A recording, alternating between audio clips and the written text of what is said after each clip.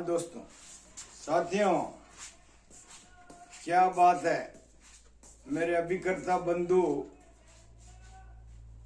पिछले कुछ समय से ऐसा समझ रहे हैं कि मैं राजनीतिक बातें कर रहा हूं। दोस्तों, राजनीति अपनी जगह है, बीमा सबके लिए अति आवश्यक है, क्योंकि अब फरवरी और मार्च है और उसमें अभिकर्ताओं, पूरे समस्त अभिकर्ताओं के लिए आवश्यक है अपने इस सत्र के अलिखित, अघोषित, स्वयं द्वारा निर्धारित लक्ष्यों को हासिल करना है। तो इधर उधर ध्यान देने की आवश्यकता नहीं है। भाई लोगों ने कमेंट किया कि सर राजनीति में चले जाओ। भाई लोगों ने कमेंट किया क्योंकि कईयों का वो अभी भी फॉलो करते हैं, वो बीमे की बात नहीं सोचते। उनका सोच है पार्टी पॉलिटिक्स से। मेरा सोच है बजट का, आयकर अधिनियम का, भारतीय जीवन बीमा निगम से क्या इंपैक्ट हो सकता है, उससे एजेंटों को कितना नुकसान हो रहा है, उस बात की चर्चा करने से अगर किसी को यह लगता है कि मैं पॉलिटिक्स में क्यों नहीं जाता, तो भाई मैं कभी भी अपनी स्वतंत्र बातें बोलने से वंचित नहीं रहूंगा, क्योंकि मुझे इन सब बातों को गौण मानते हुए केवल एजेंट का सर्वाधिक हित हो उसकी बात करना ही मैं अपना परम ध्येय मानता हूं।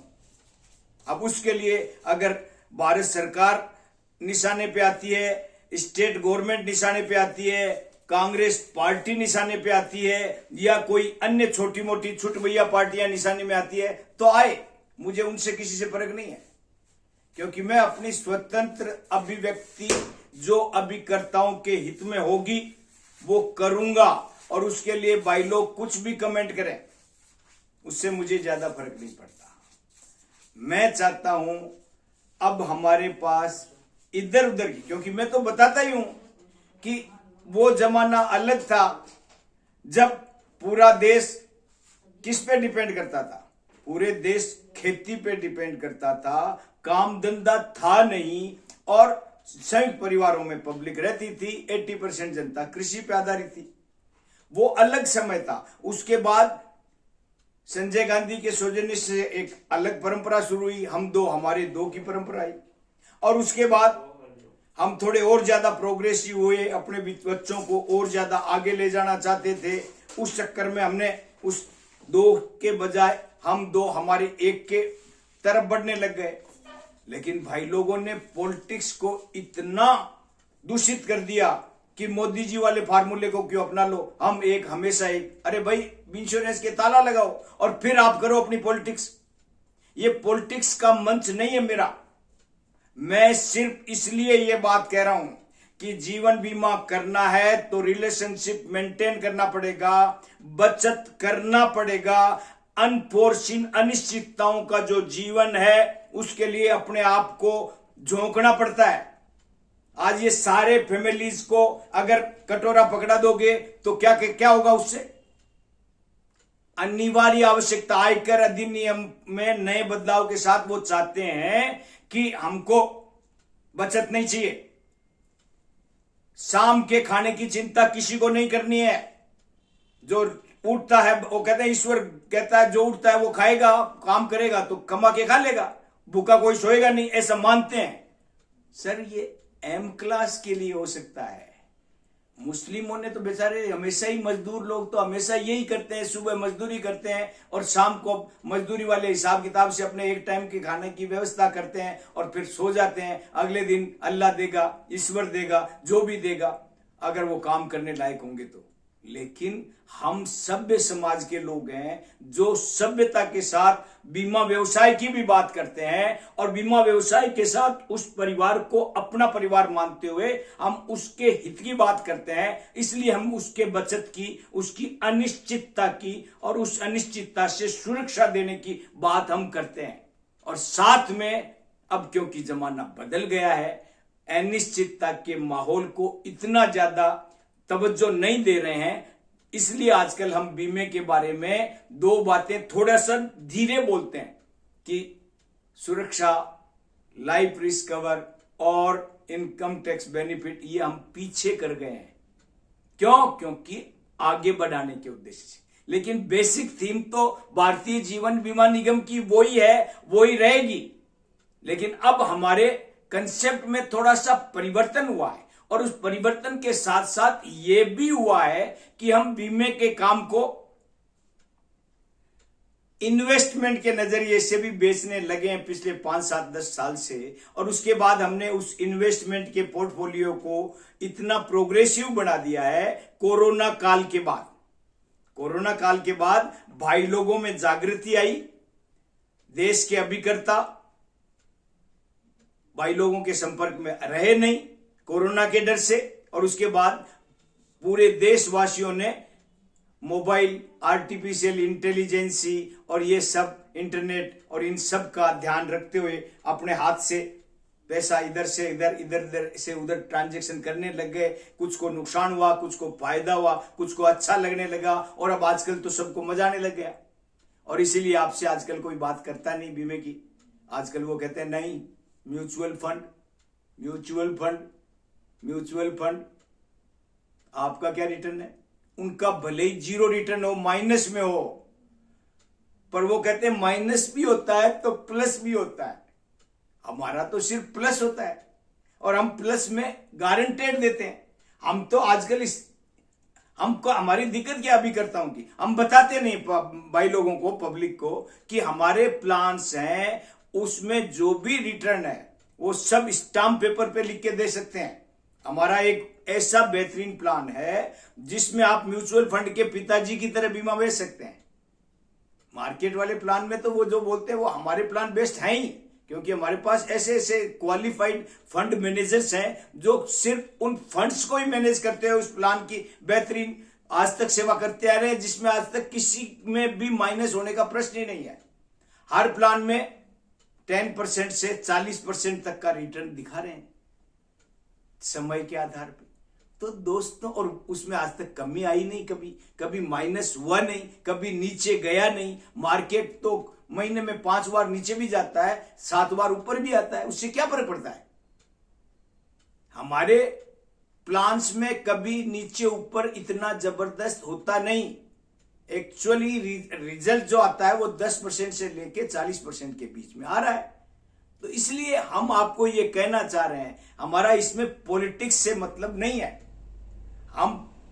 हमारा उद्देश्य है अभिकर्ताओं के लिए कि मेरा कर्मा तू, मेरा धर्मा तू, हम जिएंगे और मरेंगे देश के अभिकर्ताओं के लिए।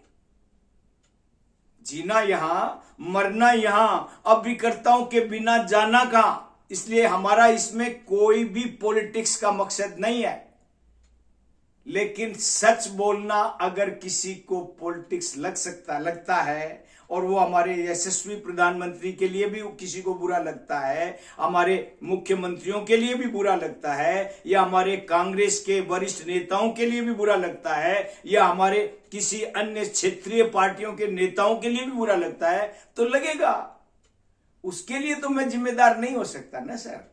मैं तो सच बात जो अभिकर्ताओं के हित में होगी वो करूंगा।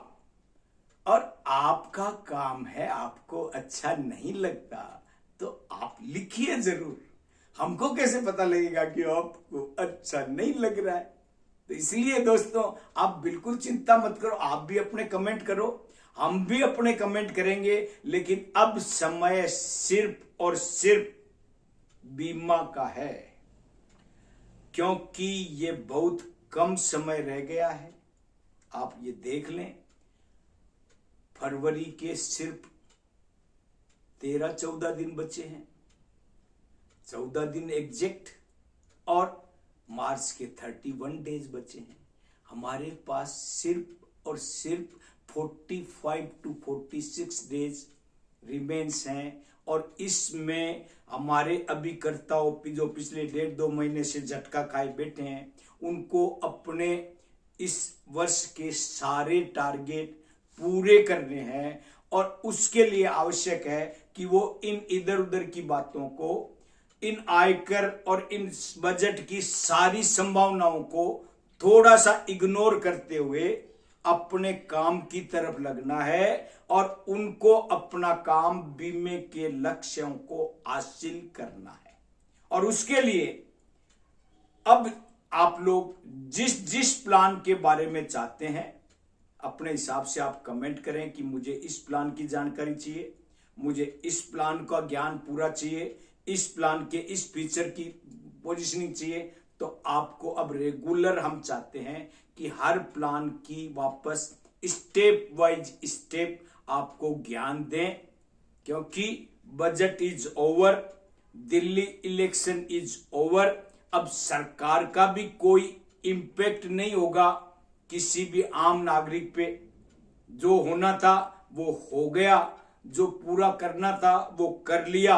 इसलिए आप अब इन सब बातों को भूल के एज के अकॉर्डिंग प्लान को समझते हुए, और आज जिनको हर साल एमडीआरटी करनी है उनको 2-3 प्लान है वो उनको ध्यान में रखना है। जिनको करोड़पति बनना है उनको केबीसी वाला प्लान, सिंगल प्रीमियम निवेश प्लस देना है। जिनको करोड़पति रेगुलर थोड़ा थोड़ा करके बनना है उनको इंडेक्स प्लस देना है।